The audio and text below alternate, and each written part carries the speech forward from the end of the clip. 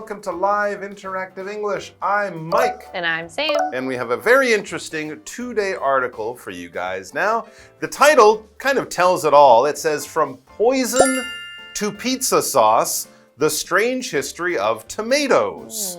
Yeah, originally tomatoes were thought to be bad or evil or even poison, but of course now they're one of the most popular foods in the grocery store. You put them in salads, you put them on your pizza. You can't imagine Italian food without tomatoes, but I think it was the Italians themselves who at first didn't really like them. And when you think about it, I mean, when you cut a tomato open, it is a very unusual thing going on inside. It's not like an apple in there. Yeah. It's like, is it liquid? Is it a solid? And there's a whole bunch of seeds, and some part is like a lot harder. It's true, and I think part of the way we see that in the real world or in our world today is that kids often don't like tomatoes, right? It might be something about how they're soft and squishy, how they have the the harder parts and the juicy part. I don't know what it is, but I think maybe as a kid, for me, putting a tomato on a hamburger,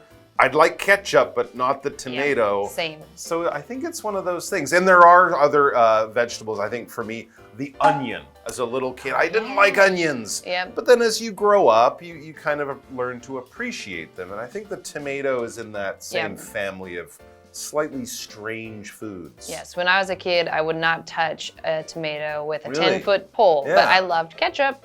But now I think tomatoes on sandwiches, yum. Absolutely. And also broccoli. When I was a kid, I hated broccoli. You keep that away from me.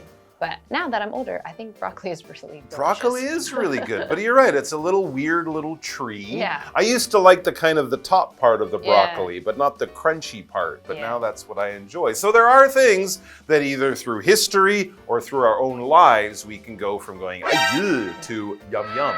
So let's find out about how tomatoes went from aïe, or the Italian version, to yum yum, or molto bene. Let's check it out.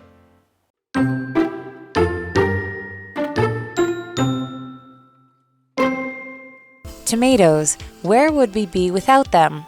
They improve salads, deepen the flavor of sauces, and even make a healthy snack. Indeed, just thinking of a ripe red tomato is enough to make many people's mouths water. However, tomatoes weren't always as well loved as they are today.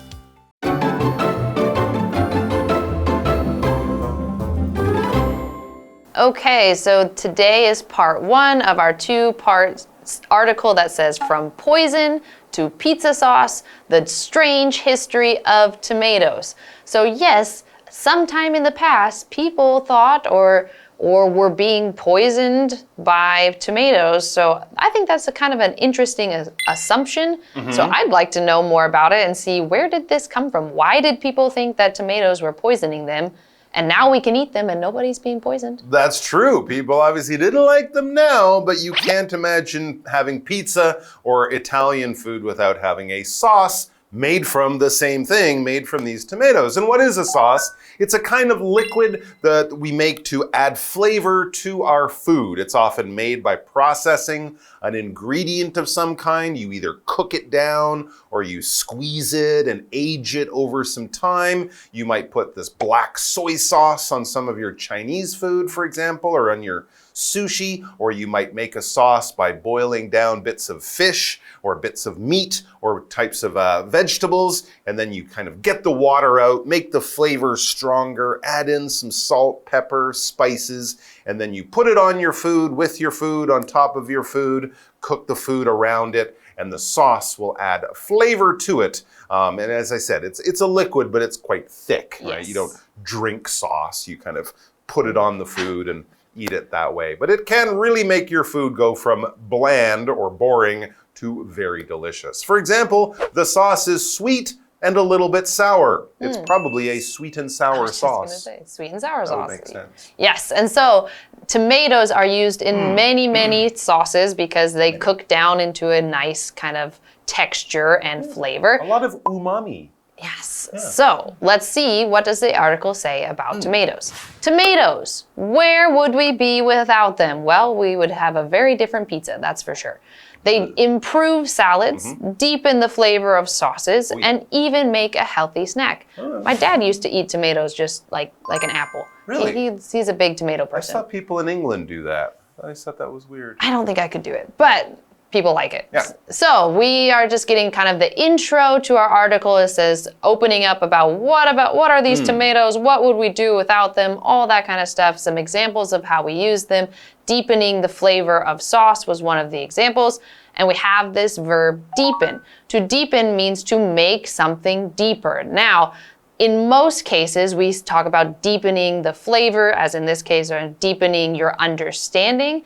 And so things like that is not necessarily physically deeper, but it means to go further or to make more or to make it better in some way. So if you're deepening the flavor, you're making the flavor stronger, you're enriching it, you're making it kind of expand a little bit. If you're deepening your knowledge, you're reading more, you're growing your brain, you're understanding more. If you physically were deepening something, you looked at this pool and said, hey, we need to deepen it. It's too shallow. So you physically dug it deeper, right? So our example sentence talks about the understanding size, and it says she wants to deepen her understanding of the subject, meaning she probably will read some more books, watch some videos, maybe take a class, so she understands it better. Right, so it can kind of mean going down in some ways, like if you swim below the water, or how your voice might deepen as go from a child to an adult. Or in this case, it kind of just means become more powerful, become richer and more, just in general. And we're deepening the flavor, because flavor, of course, is not something that goes from up here to down here, but it is something that goes from very mild or very weak to very powerful, because flavor is the taste of something. Now, I'm not talking about sweet and sour and salty, not that kind of taste. I'm just talking about how much of that is in the food, all right? So if you have a piece of lettuce, it doesn't have a lot of flavor. But if you add some salt or pepper, some oil and vinegar, make your salad have a lot more ingredients in it, then it will deepen the flavor or change the flavor of what you're eating. So the flavor is basically the information that your brain gives you. It can be a flavor like ice cream, strawberry, vanilla, or chocolate, or it can just be how powerful the food tastes in your mouth. And of course, by cooking and adding sauces, the flavor can change and often become stronger and more delicious. For example, the flavor of the soup is too weak for her taste. Notice we're not saying it's a tomato soup or a broccoli soup or chicken soup. We're just saying that the soup didn't have a lot of the taste of whatever kind of soup it happened to be. All right, back to the article. Indeed, just thinking of a ripe red tomato is enough to make many people's mouths water. Absolutely. Putting tomatoes on your salad, on your sandwich or your hamburger, things like that, adding them to all your Italian cooking is something a lot of people would say, I can't imagine pizza without tomatoes, for example. However, tomatoes weren't always as well loved as they are today. So tomatoes are something I'm sure 80–90% of the people in the world today eat and are very happy to eat.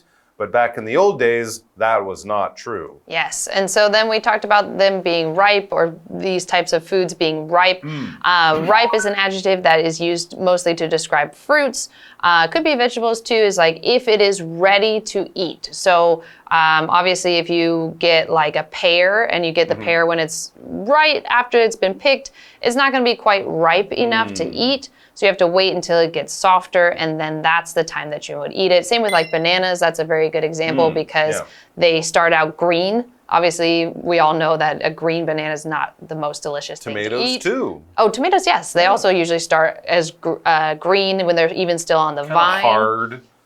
Yes. Not juicy. And so when ripe just means that it's ready to eat, it's at its most flavorful, it's at the softest or the best time to eat it. And so we have our example sentence, the fruit is ripe and ready to eat, which kind of explains it pretty nicely. So you don't have to leave it out for a few more days till the color changes or the flavors get better.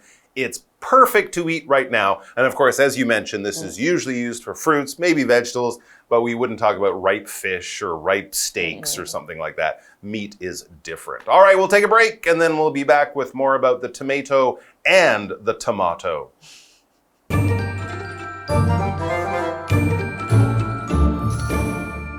Hello， 大家好，我是 Hanny。今天的课文标题是 From Poison to Pizza Sauce: The Strange History of Tomatoes。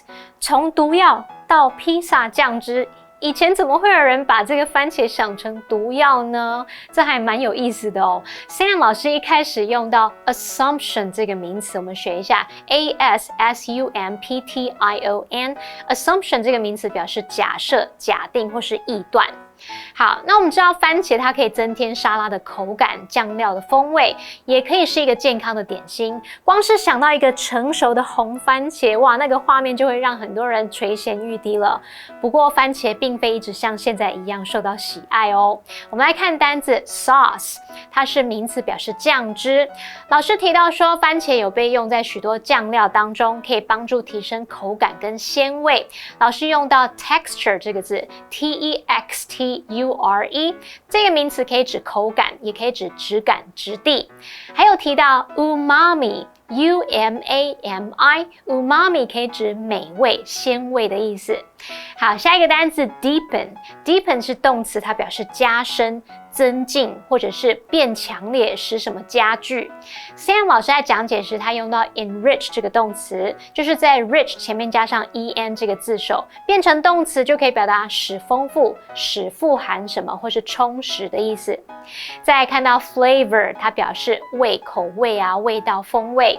ripe 则可以形容水果、谷物等等，它是成熟的。好，老师在讲解时呢，有提到藤蔓，那我们学一下 vine vine 就可以指藤蔓。这边一个重点，我们进入文法时间。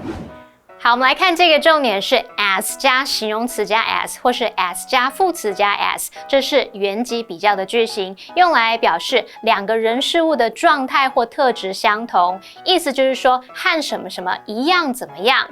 那第二个 as 后面可以接子句，那子句当中的动词如果跟前面相同的话，也可以省略掉，或者是就用助动词代替。我们来看两个例句哦。Nick is as easygoing as his brother is。或是 as his brother， Nick 和他的哥哥一样随和。Joan doesn't travel as often as her sister does， 或是 as often as her sister。Joan 不像她姐姐一样常去旅行。好，接回课文中。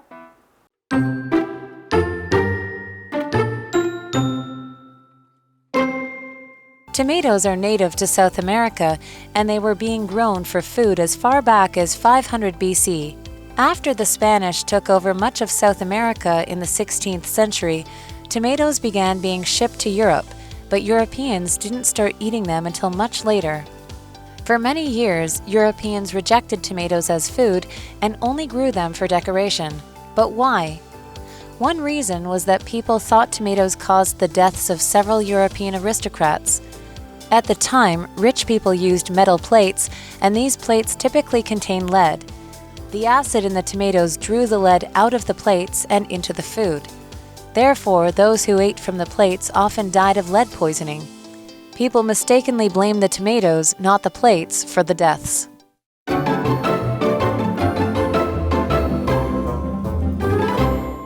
All right, so we are back with our article, Tomatoes. We think of them, and we often think of Italian food as being very close companions, but it turns out tomatoes are not even from Italy or Europe, in fact. It says tomatoes are native to South America, and they were being grown for food as far back as 500 BC.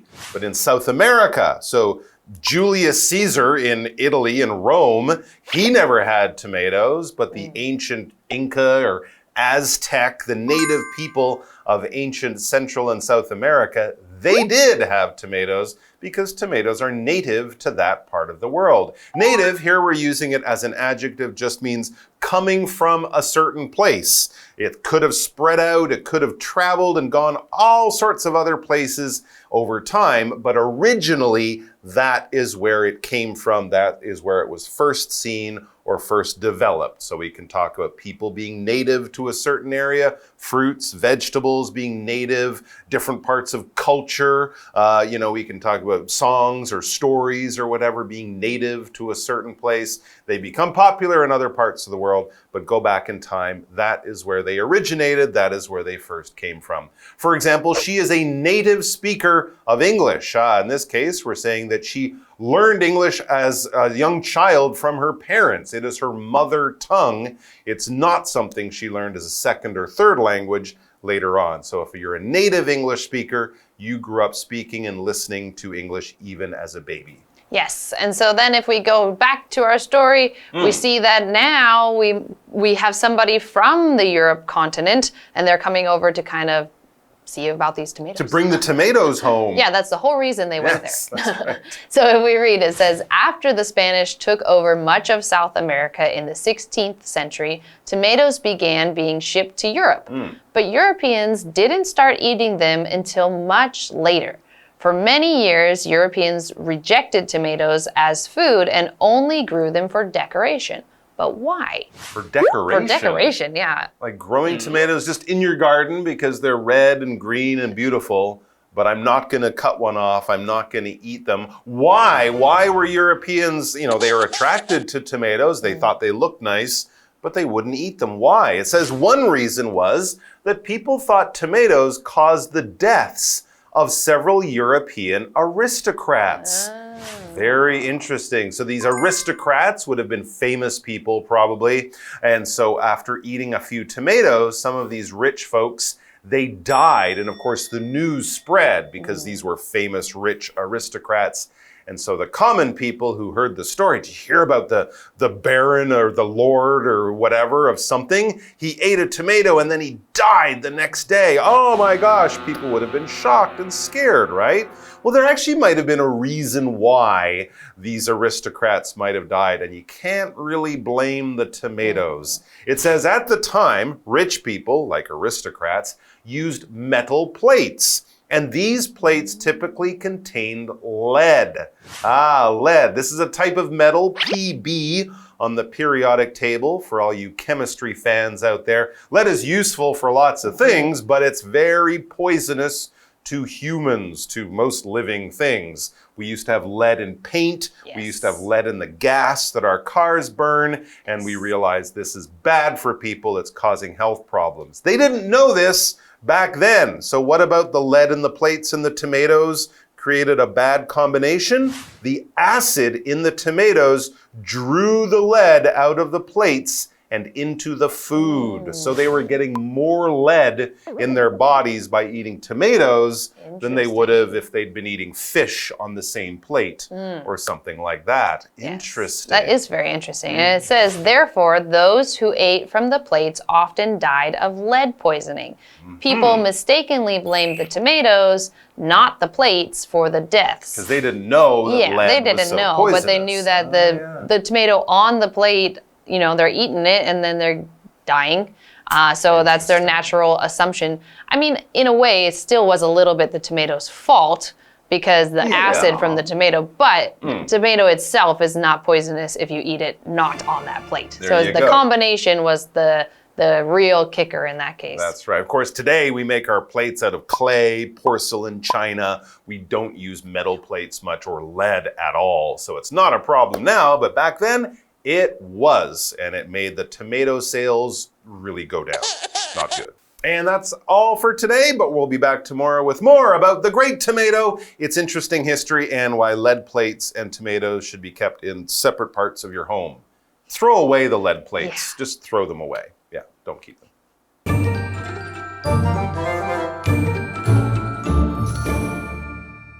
番茄原产于南美洲，那么在西元前500年就已经被种植为食物。那在16世纪的时候，西班牙人占领南美洲大部分的地区后，这个番茄就开始被运往欧洲了。可是欧洲人直到很久以后才开始食用番茄哦。有一个原因就是人们认为番茄导致了几位欧洲贵族的死亡。当时后亚郎妇人他们是使用金属盘子，那这些盘子通常是含有铅这种金金属。那么番茄当中的酸会把铅从盘子中溶出来，并渗入食物当中。于是呢，用这些盘子进餐的人常常就死于铅中毒了。那人们把死亡归咎于番茄，而不是盘子，他们就怪错对象咯。Mike 老师在讲到现代盘子的制作材料时，有提到 porcelain， P-O-R-C-E-L-A-I-N。Porcelain 可以指瓷器。好，那么课文单字 native 它是形容词，可以形容这个动植物它是原产地的，可以形容是出生地的、天生的。那当我们用 be native to 加上名词，就可以表达原产于哪里哪里。好，再来补充单字 aristocrat， 它表示贵族成员。那么 Mike 老师刚刚在讲到贵族的时候，他有提到 baron， B-A-R-O-N， 那 baron 就是指男爵。好，这边3个重点，我们进入文法时间。好，我们来看第一个重点是 take over 的不同意思。那第一个意思可以表达说取得控制、占领或是接管，是当及物用。例如 Adam doesn't want to take over his father's business. Adam 不想接管他父亲的事业。那第二个意思可以表达说接手接替别人所做的事情，那它可以当及物或是不及物用。像 I can take over for you if you need a break. 如果你需要休息一下，我可以接手。好，那第二个重点是 those who 加动词，是表达那些点点点的人。those 在这边是当代名词用，指的是那些人。那我们后面就接一个 who 引导的形容词子句来修饰 those， 表达说是那些怎么样的人。好，注意 those who 加动词，把它拿来当做主词的时候，之后是要接复数动词哦。例如 those who exercise regularly are more likely to sleep better. 那些规律运动的人比较有可能睡得更好，所以我们看到句中的是用复数动词 are。第三个重点是看到 blame 当动词，它可以表达责怪、怪罪，常常用 blame somebody or something for 加上事物，或者是 blame 事物 on somebody or something， 这可以表达把某事怪罪于某人或某事。举例来说 Ron always blames others for his mistakes. Ron 老是把自己的错怪到别人身上。好，那以上是今天的讲解，同学别走开，马上回来哦。